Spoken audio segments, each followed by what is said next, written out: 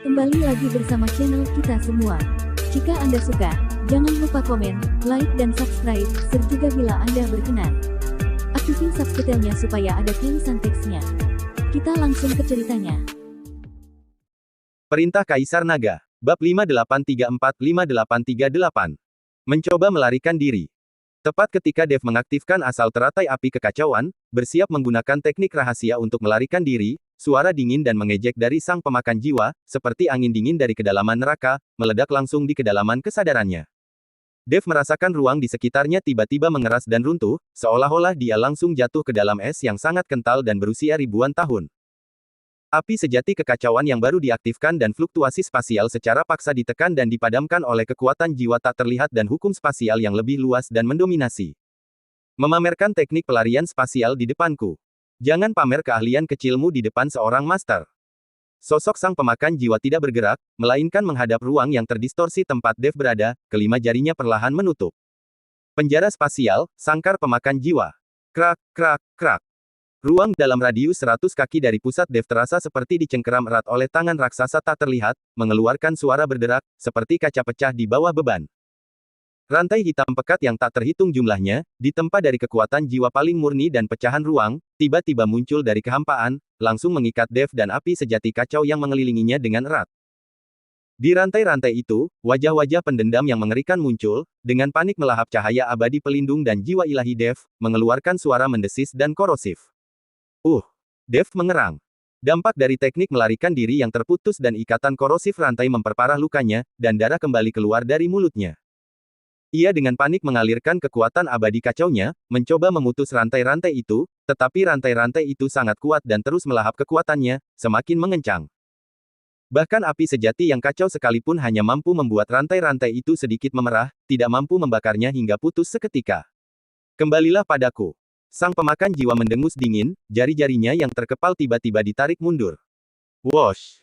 Dev seperti layang-layang yang ditarik tali tak terlihat, benar-benar tak berdaya, ditarik paksa mundur dari ruang sempit itu.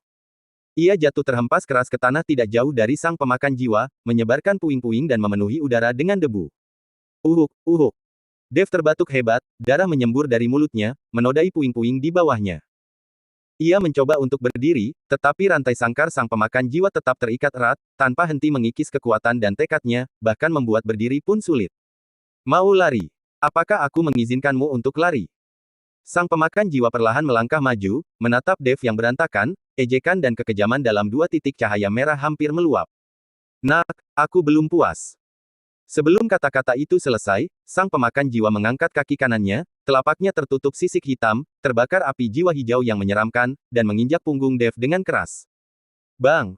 Suara benturan yang tumpul dan menggema, disertai dengan suara tulang yang hancur. Puff! Dev merasa seolah-olah dia telah dihantam palu raksasa, seluruh tubuhnya hampir remuk ke tanah, rasa sakit yang menyengat menjalar di punggungnya. Tulang punggungnya sepertinya retak, organ dalamnya tersentak hebat, dan seteguk darah bercampur dengan pecahan organ dalamnya menyembur keluar, pandangannya kabur. Kau lumayan keras juga, ya. Sang pemakan jiwa tampak agak terkejut dengan ketahanan tubuh Dev, tetapi kemudian, senyum kejamnya semakin dalam. Aku akan lihat berapa lama kau bisa bertahan. Ia mengangkat kakinya dan menginjak lagi. Bang! Satu injakan demi satu. Seolah menginjak semut yang tidak berarti. Sang pemakan jiwa tidak hanya menggunakan kekuatan kasar. Setiap injakan mengandung energi iblis jahat yang mengikis jiwa dan menghancurkan tubuh. Tubuh emas Dev yang tak bisa dihancurkan telah lama hancur, dan kekuatan abadi kekacauannya terkikis oleh rantai, menghambat alirannya. Ia hanya bisa mengandalkan tubuh fisiknya yang tangguh untuk menahan serangan. Namun, meskipun tubuhnya telah ditempa oleh api sejati kekacauan dan menjalani banyak ujian, tubuhnya mulai runtuh dengan cepat di bawah serangan brutal iblis tua yang pernah melampaui tingkat dewa abadi. Punggungnya robek dan berdarah, tulang-tulangnya mengerang di bawah tekanan yang tak tertahankan. Organ-organ dalamnya terasa seperti akan hancur, dan meridiannya dipenuhi lubang oleh energi iblis yang menyerang. Gelombang rasa sakit yang menyiksa menyerang sarafnya, dan jiwanya berada di ambang kehancuran di bawah cengkeraman roh-roh pendendam dan serangan suara-suara iblis. Penghinaan. Penghinaan yang belum pernah terjadi sebelumnya. Mata Dev merah padam, giginya hampir hancur menjadi bubuk, dan geraman seperti binatang buas keluar dari tenggorokannya. Ia dengan panik mengaktifkan teratai api kekacauan di dalam dantiannya, mencoba melepaskan ledakan kekuatan terakhir untuk melawan. Api sejati kekacauan berjuang untuk membakar tubuhnya, mencoba menghanguskan rantai dan energi iblis yang menyerang.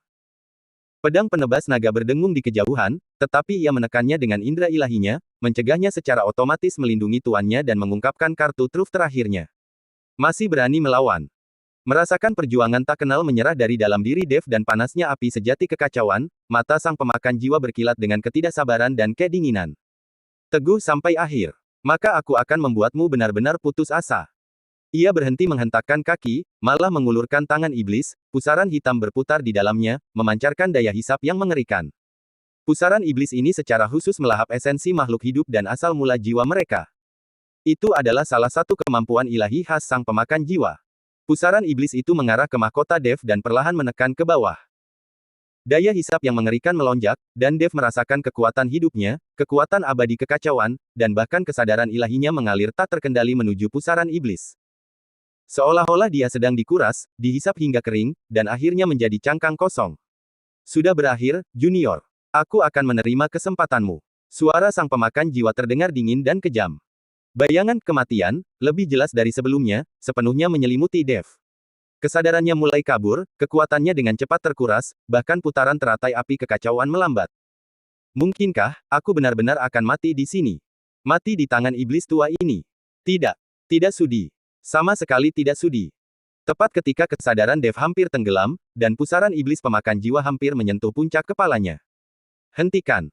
Sebuah teriakan yang jelas dan megah, seperti guntur dari langit, tiba-tiba meledak di udara di atas reruntuhan berdarah ini. Secara bersamaan, aura pedang merah darah yang menyala-nyala, yang tampaknya mampu membakar langit, turun seperti meteor dari luar angkasa, membawa ketajaman yang mampu merobek segalanya dan aura kebenaran yang mampu memurnikan semua kejahatan. Dengan kecepatan luar biasa, ia turun dari langit, langsung menebas telapak tangan iblis yang ditekan oleh pemakan jiwa ke Dev.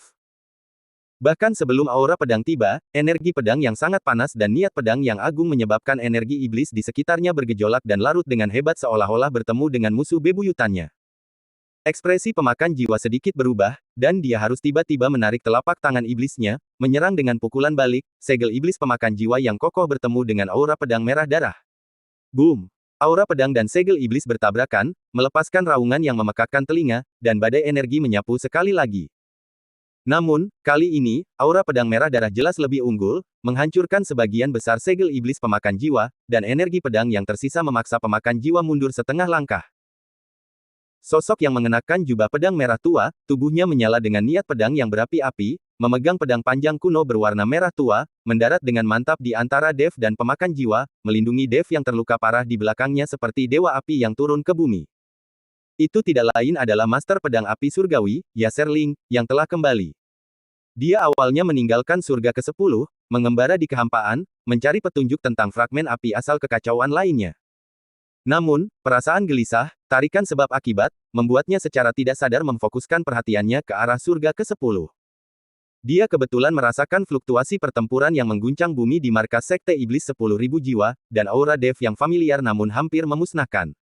Tanpa ragu, ia melesat menembus ruang dan kembali dengan kecepatan penuh. Saudara Taois Chen, bagaimana keadaanmu? Yaserling tidak menoleh, tetapi indera ilahinya menyapu Dev dengan penuh perhatian. Merasakan luka-lukanya yang mengerikan dan kondisinya yang kritis, amarahnya semakin meningkat. Melihat Yaserling muncul, Dev merasakan kelegaan yang tiba-tiba, diikuti oleh gelombang kegembiraan dan kepercayaan diri, perasaan telah lolos dari situasi yang putus asa. Dengan hadirnya Master Pedang Api Surgawi, iblis tua ini mungkin tidak akan bisa tetap sombong. Ia menarik napas, menekan rasa logam di tenggorokannya, dan mendesiskan tawa dingin ke arah sang pemakan jiwa. Meskipun suaranya lemah, namun penuh dengan ejekan dan kebencian, iblis tua. Kematianmu telah tiba. Master Pedang Api Surgawi ada di sini. Mari kita lihat berapa lama kau bisa tetap sombong. Sang pemakan jiwa menenangkan diri, dua titik cahaya merahnya menyapu Yaserling dengan dingin. Merasakan aura lawannya, yang juga berada di puncak peringkat ke-9 alam dewa abadi, dan memiliki niat pedang yang murni dan luas, matanya sedikit menyipit. Namun kemudian, senyum mengejek yang lebih tajam tersungging di sudut bibirnya. Jadi itu kau. Suara sang pemakan jiwa dipenuhi dengan penghinaan yang tak terselubung. Kenapa?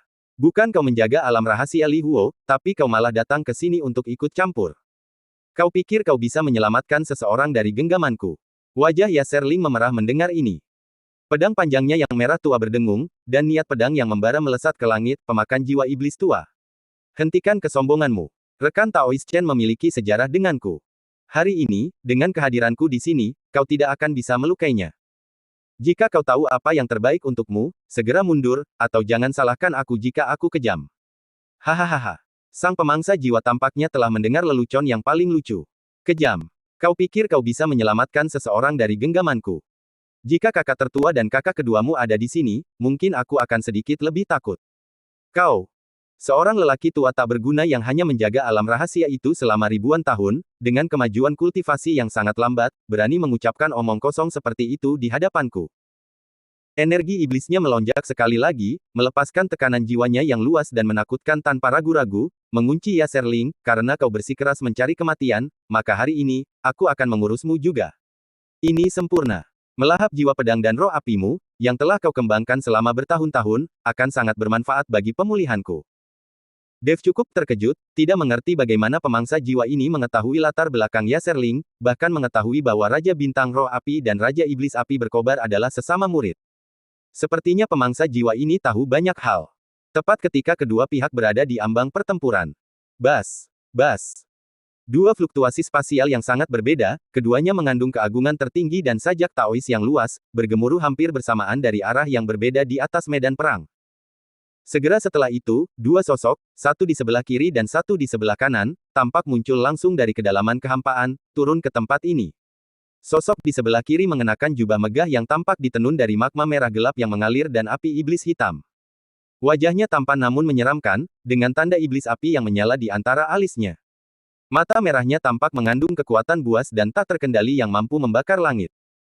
Ia hanya berdiri di sana, dan hukum api di sekitarnya secara spontan aktif dan tunduk, memancarkan aura kehancuran dan dominasi yang membuat segala sesuatu gemetar. Ini tidak lain adalah Raja Iblis Api yang berkobar, Joshua Li. Yang di sebelah kanan mengenakan jubah putih sederhana yang disulam dengan pola awan api emas samar. Wajahnya lembut dan damai, matanya jernih dan dalam, seolah-olah mengandung cahaya dan kehangatan yang tak terbatas. Auranya seimbang dan damai, namun membawa vitalitas tak terbatas yang memurnikan dan menyehatkan segala sesuatu, seolah-olah dia adalah perwujudan kehidupan di dalam api. Ini tidak lain adalah Raja Bintang Roh Api, Lotario Huo. Kedua Raja Api ini, yang terkenal di seluruh alam semesta, benar-benar muncul secara bersamaan, dan tepat di reruntuhan sekte iblis terpencil ini. Setelah melihat mereka, ekspresi Ya Serling langsung menjadi sangat kompleks, campuran antara kejutan, kekaguman, dan ketegangan yang hampir tak terlihat. Dia segera menyarungkan pedangnya dan dengan hormat membungkuk kepada mereka, Ya Serling memberi salam kepada kakak pertama dan kakak kedua. Raja Iblis Api berkobar, Joshua Li, hanya melirik Ya Serling dengan acuh tak acuh, tatapannya seolah-olah melihat orang asing yang tidak penting, suaranya dingin dan berwibawa, adik junior, ini bukan urusanmu. Mundur. Kata-kata sederhana itu mengandung nada perintah yang tak perlu dipertanyakan. Tubuh Ya Serling sedikit kaku. Ia membuka mulutnya, seolah ingin mengatakan sesuatu, tetapi di bawah tatapan Joshua Li yang acuh tak acuh namun menekan, ia akhirnya menghela napas tak berdaya. Ia diam-diam mundur beberapa langkah, tidak lagi menghalangi jalan Dev, tetapi juga tidak sepenuhnya pergi. Raja Bintang Roh Api Lotario mengangguk sedikit kepada Ya Serling sebagai salam, lalu tatapannya tertuju pada Dev, yang terluka parah dan terikat oleh rantai pemakan jiwa. Terutama ketika ia merasakan aura samar namun sangat murni dari benih api kekacauan di dalam Dev, sedikit kejutan terlintas di matanya yang lembut. Hati Raja Pemakan Jiwa itu tenggelam saat melihat kedua orang ini tiba-tiba datang. Akhirnya, tatapan Raja Iblis Api berkobar, Joshua Li, beralih dari Ya Serling ke Dev. Saat indera ilahinya menyapu tubuh Dev, matanya yang acuh tak acuh tiba-tiba menajam seperti pisau, dan amarah serta niat membunuh yang mengerikan meletus. Benih api kekacauan. Suara Joshua Li seperti es kuno, menatap Dev, anak muda. Mengapa kau memiliki aura benih api kekacauan di dalam dirimu? Terlebih lagi, aura itu berasal dari sumber yang sama dengan pecahan api asal yang kutinggalkan di alam rahasia Li Huo. Katakan, apakah kau memasuki alam rahasia Li Huo dan menyerap api asal kekacauan di sana? Tekanan mengerikan dari Raja Iblis menekan Dev seperti gunung, hampir menghancurkan tubuhnya yang sudah terluka parah, bahkan membuatnya sulit bernapas. Melihat ini, jantung Ya Serling berdebar kencang. Ia segera melangkah maju, memaksakan senyum, dan menjelaskan, kakak senior, tenanglah. Ini salahku. Akulah. Karena aku melihat dia memiliki kedekatan yang aneh dengan api dan membantu sekte pedang kami melawan malapetaka iblis, maka itulah sebabnya aku mengizinkannya memasuki alam rahasia Li Huo untuk menyembuhkan diri dan menghindari bencana. Aku tidak pernah membayangkan dia benar-benar bisa mengambil dan menyerap pecahan api asal kekacauan di inti alam rahasia. Astaga! Joshua Lee menyela dengan tajam, tatapannya menyapu Yaser Ling seperti kilat. Tahukah kau bahwa pecahan api asal kekacauan itu diperoleh olehku melalui pengalaman hidup dan mati di tahun-tahun awalku, ditinggalkan di alam rahasia untuk menyehatkan daerah itu, menekan urat bumi, dan berfungsi sebagai bukti jalanku. Kau berani membiarkan orang luar masuk tanpa izin, dan bahkan membiarkannya menyerap api asal. Yeser, kau telah sangat mengecewakanku. Yaser Ling menundukkan kepalanya, tidak berani membantah. Joshua Lee menatap Dev lagi, niat membunuhnya hampir terasa nyata, seekor semut kecil di alam dewa surgawi berani menyentuh hartaku. Serahkan asal mula benih api kekacauan, dan mungkin aku akan mengampuni mayatmu. Jika tidak, aku akan memastikan jiwamu dimusnahkan, tidak akan pernah bereinkarnasi. Setelah itu, dia mengulurkan tangannya, cakar berapi yang menyala dengan api iblis hitam pekat, seolah mampu menggenggam bintang, hendak mencengkeram Dev, berniat untuk mencabik-cabiknya di tempat dan mengekstrak benih api kekacauan. Joshua, hentikan. Tepat saat itu, Raja Bintang Roh Api, Lotario Huo, yang selama ini diam, tiba-tiba berbicara. Dia melangkah maju, menghalangi antara Joshua Lee dan Dev, nyala api putih lembut muncul di sekelilingnya, kontras tajam dengan api iblis hitam pekat Joshua Lee, namun sama luas dan tak terbatasnya. Meskipun anak ini menyerap pecahan api asal, kemampuannya untuk menyalakan dan memurnikan benih api kekacauan juga merupakan keberuntungan. Api asal kekacauan pada dasarnya tidak memiliki pemilik. Api itu diperoleh oleh mereka yang memiliki takdir yang tepat. Karena kau meninggalkannya di alam rahasia tanpa menetapkan batasan apapun pada pewarisannya, kau secara diam-diam telah menyetujui kesempatan ini. Merebutnya secara paksa bukanlah cara kita. Suara Lotario Huo itu tenang, namun mengandung kebenaran yang tak terbantahkan. Joshua Lee mengerutkan kening, sedikit ketidaksabaran dan kemarahan terpancar di mata merahnya. Lotario, kau melawanku lagi. Anak ini menyerap pecahan api asalku. Sudah seharusnya aku merebut kembali apa yang menjadi milikku. Apa maksudmu merebutnya kembali? Tanya Lotario Huo. Minggir dari jalanku segera, atau jangan salahkan aku jika aku mengabaikan hubungan kekerabatan kita. Kata Joshua Lee dengan keras. Hubungan kekerabatan. Roh api itu menggelengkan kepalanya perlahan, secercah kekecewaan terpancar di matanya. Lotario, kau hanya peduli pada jalan iblismu, cara-caramu yang mendominasi. Pernahkah kau benar-benar peduli pada mengenai ikatan kekerabatan? Anak itu memiliki benih api kekacauan, mungkin ditakdirkan untuk jalan api kekacauan yang dicari guru. Kau, karena alasan egoismu sendiri, akan menghancurkan kesempatan seperti itu. Bagaimana aku bisa berdiam diri? Mereka yang menempuh jalan berbeda tidak dapat membuat rencana bersama. Karena itu, mari kita lihat siapa yang benar-benar lebih unggul. Biarkan aku melihat apakah, setelah bertahun-tahun, teknik abadi roh api, mu masih dapat menahan seni pemisahan iblis api, ku. Kemarahan Joshua Lee semakin memuncak, dan api iblis berkobar di sekelilingnya. Raja Bintang Roh Api juga menghela napas, api suci putihnya berkobar hebat, kalau begitu, biarlah terjadi. Tempat ini tidak cocok untuk bertarung, jangan sampai membahayakan makhluk hidup di alam ini.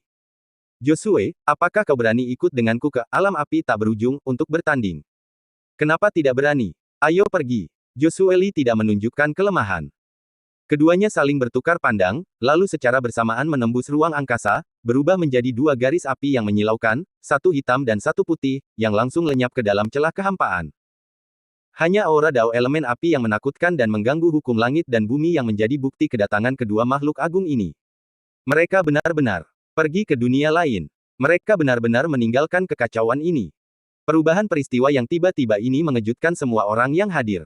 Sang pemangsa jiwa awalnya terkejut, lalu senyum gembira dan kemenangan yang liar menyebar di wajahnya. Dua variabel dan ancaman terbesar telah meninggalkan alam ini. Ini praktis seperti surga yang membantunya. Dia perlahan menoleh, melihat lagi ke arah Dev, yang terikat rantai, terluka parah dan di ambang kematian, wajahnya masih menunjukkan sedikit kebingungan dan keterkejutan. Ejekan dan kekejaman di dua titik cahaya merah di dalam dirinya hampir meluap. Cek cek cek, nak, lihat itu. Suara sang pemangsa jiwa dipenuhi dengan rasa senang atas penderitaan orang lain dan superioritas seorang pemenang. Bahkan Raja Iblis Api berkobar ingin membunuhmu demi api, dan Raja Bintang Roh Api hanya menggunakanmu sebagai alasan untuk melawan kakak seniornya. Sekarang, mereka telah pergi. Siapa yang bisa menyelamatkanmu sekarang? Tatapannya kemudian menyapu Yaserling, Master Pedang Api Surgawi, yang berdiri diam di samping, wajahnya muram. Master Pedang Api Surgawi, kakak tertuamu sudah bilang jangan ikut campur, dan kakak keduamu juga sudah pergi. Sekarang, apakah kau masih akan ikut campur? Nada bicara sang pemakan jiwa penuh provokasi. Yaserling menggenggam pedang panjangnya yang berwarna merah tua dengan erat, ruas-ruas jarinya memutih karena tekanan. Ia menatap Dev yang terluka parah dan sekarat, lalu teringat perintah dingin dan kejam kakak tertuanya, Joshua Lee, dan tatapan halus dan sugestif di mata kakak keduanya, Lotario, sebelum ia pergi, meninggalkannya dengan perasaan pergumulan dan kepedihan. Akhirnya, di bawah tatapan menekan sang pemakan jiwa, Yaserling perlahan melepaskan genggamannya pada pedang, pergumulan di matanya berubah menjadi desahan putus asa yang dalam. Ia menggelengkan kepalanya ke arah Dev, hampir tak terlihat. Lalu, ia tak memandang Dev maupun sang pemakan jiwa, sosoknya berubah menjadi seberkas cahaya pedang merah menyala, melesat ke langit dan menghilang di cakrawala dalam sekejap mata. Ia pun lenyap. Harapan terakhir hancur total. Dev terbaring di tanah, merasakan kekuatan hidupnya terkuras.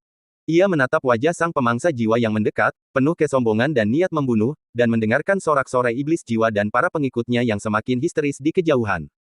Rasa dingin menjalari tubuhnya. Mungkinkah ia benar-benar akan mati di sini? Keengganan, keputusasaan, kemarahan. Berbagai macam emosi, seperti api beracun yang paling dahsyat, membakar dan berbenturan liar di dalam dirinya. Apakah ia masih memiliki kartu truf? Pedang penebas naga. Teratai api kekacauan. Tidak. Menghadapi sang pemakan jiwa, yang kini hampir pulih sepenuhnya dan memiliki kekuatan yang tak terukur, semua itu tampak tidak cukup. Tidak. Masih ada satu hal lagi. Sebuah kekuatan yang hampir ia lupakan, namun selalu bersembunyi jauh di dalam garis keturunannya, terjalin dengan kekuatan abadi kekacauan, garis keturunan naga sejati. Kekuatan naga dewa tertinggi yang dianugerahkan kepadanya oleh ayahnya.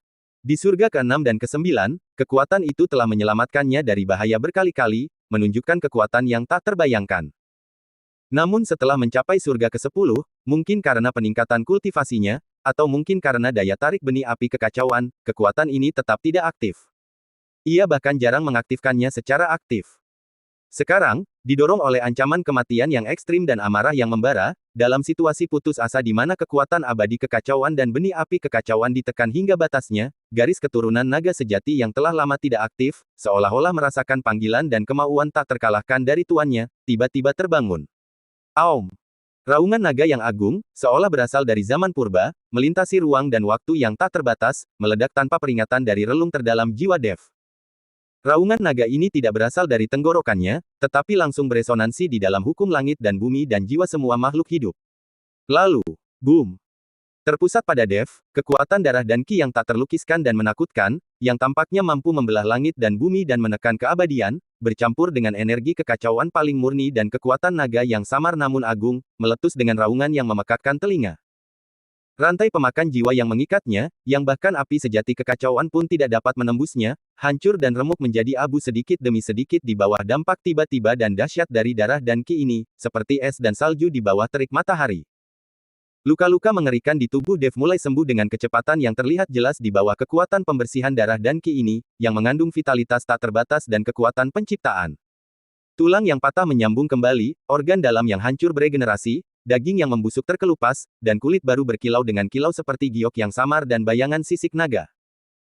Lebih mengejutkan lagi, penyempitan di dalam tubuhnya, puncak peringkat ke-9 alam dewa surgawi, yang sudah sangat kokoh, mulai retak seperti cangkang telur di bawah dampak kekuatan yang berasal dari tingkat terdalam esensi hidupnya. Krak! Suara retakan halus bergema di dantian, meridian, dan bahkan kedalaman jiwa Dev. Kemudian datang yang kedua, yang ketiga. Retakan yang padat dan tak terhitung jumlahnya. Di luar, dunia berubah warna. Di atas markas Sekte Iblis 10.000 jiwa, awan iblis padat yang telah bertahan sepanjang tahun secara paksa disebar oleh kekuatan tak terlihat. Di tempat mereka, awan 7 warna yang penuh berkah berputar dan berkumpul. Di dalam awan-awan ini, sosok-sosok naga yang samar-samar terlihat bergerak, dan suara dao bergema. Energi spiritual murni yang tak terbatas, seolah dipanggil, berkumpul liar dari segala arah menuju lokasi Dev, membentuk pusaran energi spiritual yang sangat besar. Alam Dewa Abadi. Dev akan menembus ke alam Dewa Abadi. Terlebih lagi, dalam keadaan yang begitu genting, menggunakan garis keturunan naga sejati sebagai katalis, dia secara paksa menembus. Apa? Senyum puas di wajah sang pemakan jiwa langsung membeku, berubah menjadi keterkejutan dan ketidakpercayaan yang ekstrim. Dia merasakannya. Tekanan garis keturunan yang mengerikan itu tiba-tiba meledak dari tubuh Dev, bahkan membuat jiwanya gemetar. Dan fenomena aneh serta gelombang energi spiritual yang dipicunya.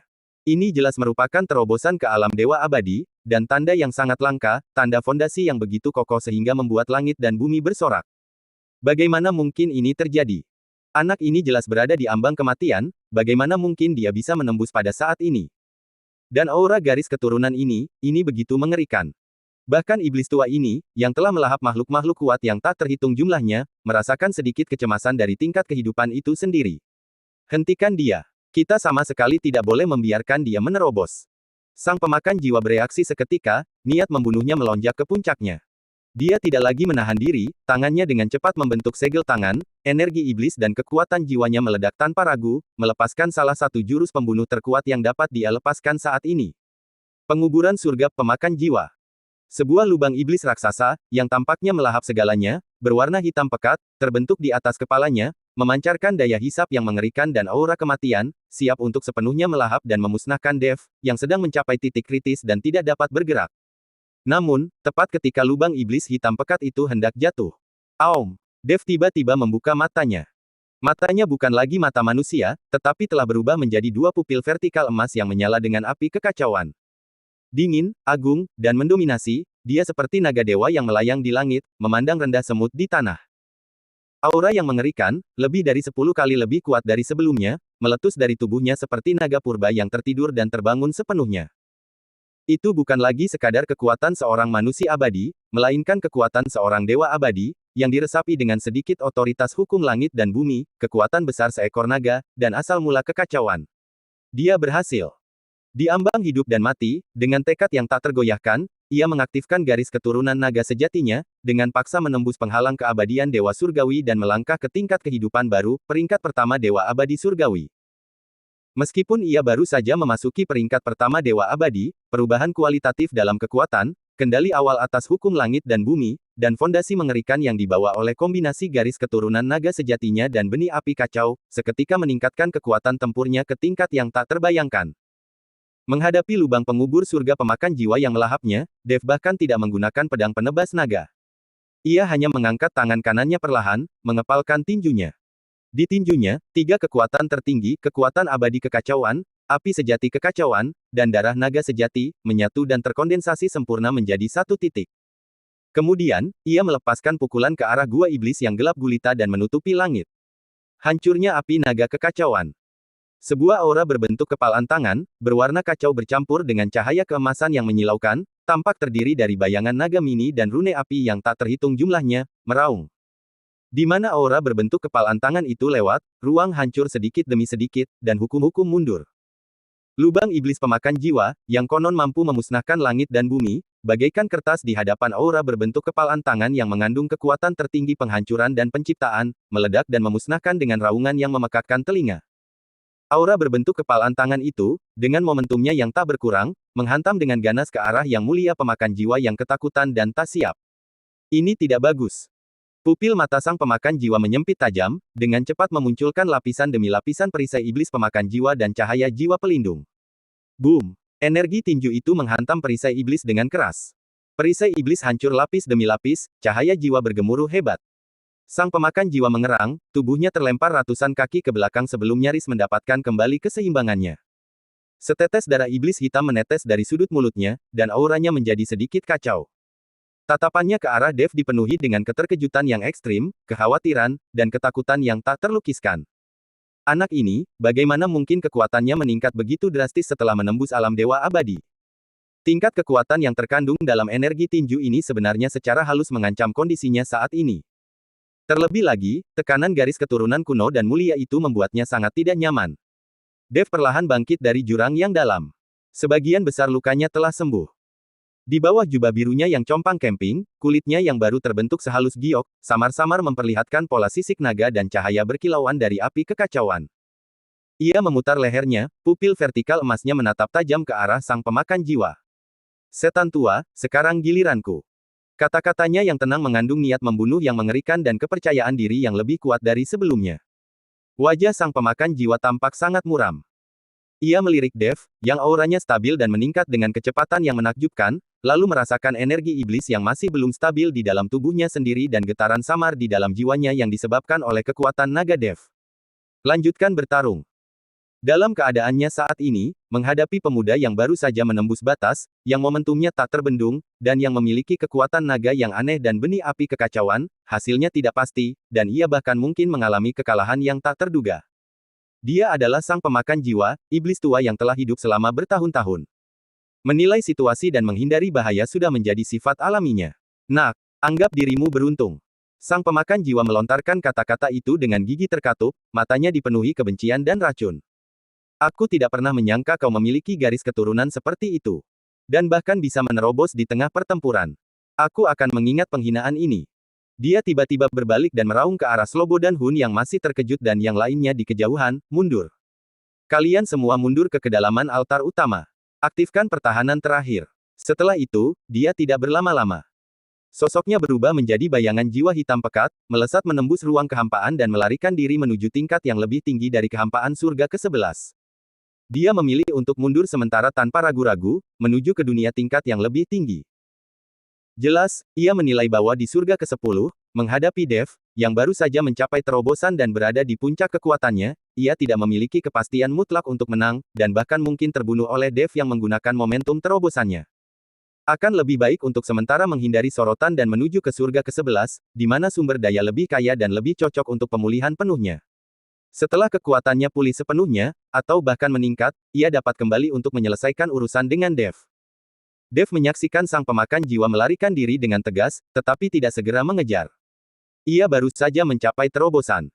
Ranahnya perlu distabilkan, dan kekuatannya membutuhkan waktu untuk beradaptasi. Selain itu, situasi di surga ke-11 tidak jelas, dan mengejarnya secara gegabah bukanlah tindakan yang bijaksana. Pandangannya perlahan menyapu para murid Sekte Iblis 10.000 jiwa di bawah, yang benar-benar terjerumus ke dalam kekacauan dan keputusasaan karena kekalahan sang pemakan jiwa dan kepanikan pemimpin Sekte, Slobo dan Hun. Iblis tua itu telah melarikan diri. Suara Dev, seperti hukuman mati, menggema di telinga setiap murid Sekte Iblis. Kalau begitu, kalian akan menanggung murkaku untuknya. Yang terjadi selanjutnya adalah pembantaian dan pembersihan berdarah sepihak terhadap Sekte Iblis 10.000 jiwa. Setelah menembus alam dewa abadi, kekuatan Dev telah mengalami lompatan kualitatif. Menghadapi sisa-sisa Sekte Iblis ini, yang peringkat tertingginya tidak lebih dari dewa abadi tingkat 6 atau 7 dan yang moralnya telah lama runtuh, dia seperti harimau di antara domba. Tinju api naga kacaunya tak terbendung, setiap ayunan pedang penebas naga merenggut nyawa yang tak terhitung jumlahnya, dan api sejati kekacauan mengubah bangunan dan batasan iblis menjadi lautan api. Dia tidak menunjukkan belas kasihan. Bagi Sekte Iblis ini yang telah berulang kali bersekongkol melawannya, membantai Sekte 10.000 binatang, mengepung Sekte Pedang Surga Mendalam, dan bersekongkol dengan sang pemakan jiwa, hanya kehancuran total yang dapat menghibur orang mati dan membersihkan surga ke-10 dari tumor ganas. Slobo dan Hun berusaha memimpin para pengikut terakhirnya dalam perlawanan putus asa, mengandalkan batasan kuno yang berada jauh di dalam altar utama, tetapi di bawah serangan mengerikan Dev, yang menggabungkan kekuatan naga sejati dengan api kekacauan, semua pertahanan menjadi rapuh seperti kertas. Pada akhirnya, Slobo dan Hun terbunuh oleh pedang Dev, jiwanya sepenuhnya hangus dan dimurnikan oleh api sejati kekacauan, benar-benar musnah. Ketika tetua terakhir dari Sekte Iblis jatuh di tengah reruntuhan, seluruh markas Sekte Iblis 10.000 jiwa berubah menjadi gurun tandus yang hangus. Asap tebal mengepul, api masih berkobar, dan udara dipenuhi bau darah dan asap yang menyengat. Tak ada jejak kehidupan yang tersisa. Dev berdiri di tengah reruntuhan, indera ilahinya menyapu seluruh situs Sekte Iblis. Ia mulai mengumpulkan rampasannya secara sistematis, gunung-gunung batu spiritual dan kristal sihir. Berbagai material dan biji iblis tingkat tinggi. Yang terpenting, harta karun Sekte Iblis 10.000 jiwa yang terkumpul selama ribuan tahun. Ia menjarah semua sumber daya berharga, terlepas dari apakah itu dari jalan iblis atau jalan kebenaran, menyimpannya di cincin penyimpanannya. Sumber daya ini akan sangat penting untuk menstabilkan tingkat kultivasinya, meningkatkan kekuatannya lebih lanjut, dan bahkan menjelajah ke dunia yang lebih tinggi. Setelah melakukan itu semua, Dev menatap cakrawala yang jauh. Master Pedang Api Surgawi Yaser Ling telah pergi, keberadaannya tidak diketahui. Raja Bintang Roh Api dan Raja Iblis Api berkobar juga telah bertarung di dunia lain, nasib mereka tidak diketahui. Dendam dari surga ke-10 untuk sementara telah mereda. Sang pemakan jiwa telah melarikan diri ke surga ke-11, menjadi ancaman dan target baru. Dev menarik napas dalam-dalam, merasakan kekuatan baru yang melonjak di dalam dirinya, kekuatan milik alam dewa abadi, matanya berkilat dengan tekad yang tak tergoyahkan. Surga ke-11. Iblis pemakan jiwa. Api asal kekacauan. Aku datang. Dia tidak berlama-lama, berubah menjadi bayangan naga kekacauan, melayang ke langit dan menghilang ke cakrawala surga ke-10. Dia perlu menemukan tempat yang aman untuk mengkonsolidasikan kultivasi alam dewa abadinya secara menyeluruh, mencerna apa yang telah dia peroleh, dan kemudian merencanakan perjalanannya ke dunia yang lebih tinggi dan lebih luas itu. Tepat saat Dev pergi, sesosok muncul. Ini seharusnya dia. Aku merasakan auranya, tapi kemana dia pergi? Melihat reruntuhan Sekte Iblis 10.000 jiwa, pendatang baru itu sedikit mengerutkan kening. Ketika pria itu berbalik, wajah yang agak keriput terlihat. Itu adalah Raja Iblis Awan Merah. Dia datang ke surga ke-10 untuk mencari Dev. Dia baru saja merasakan kehadiran Dev, tetapi ketika dia tiba, dia mendapati bahwa Dev sudah pergi. Bersambung.